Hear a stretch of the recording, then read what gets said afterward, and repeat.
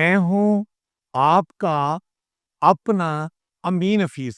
आज मैंने आपसे एक बहुत हसास मामले में आपको अवेयरनेस देनी है। मैं चाहता हूँ कि जिस तरह आप देखें सोशल मीडिया पे बहुत सी खबरें आपको नज़र आती हैं, लेकिन उन सारी खबरों में ऐसा मुमकिन नहीं होता कि सारी खबरें सच पर मबनी हों।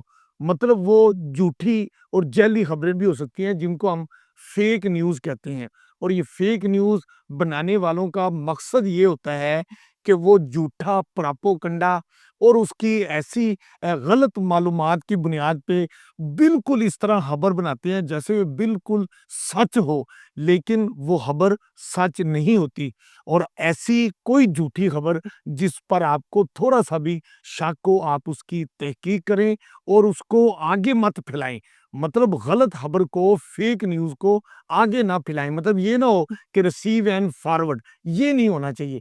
ये होना चाहिए कि अगर जो खबर गलत है, आप उसकी तहकीक करें और गलत खबर जब आप कन्विंस हो जाएँ कि ये गलत खबर है, ये नफ़रत फैलाने वाली है, ये इंतशार फैलाने वाली है, तो उसको रोकें और ज़िम्मेदाराना अदारों के सामने उसको ले जाएँ, उसकी बाकायदा रिपोर्ट करें। आपकी स्क्रीन पर ये नज़र आ रहा है कि आपने गलत और फेक न्यूज़ को उसके खिलाफ कार्रवाई के लिए कहाँ रिपोर्ट करने हैं, ये आप सारी मालूमात अपने पास महफूज कर लें।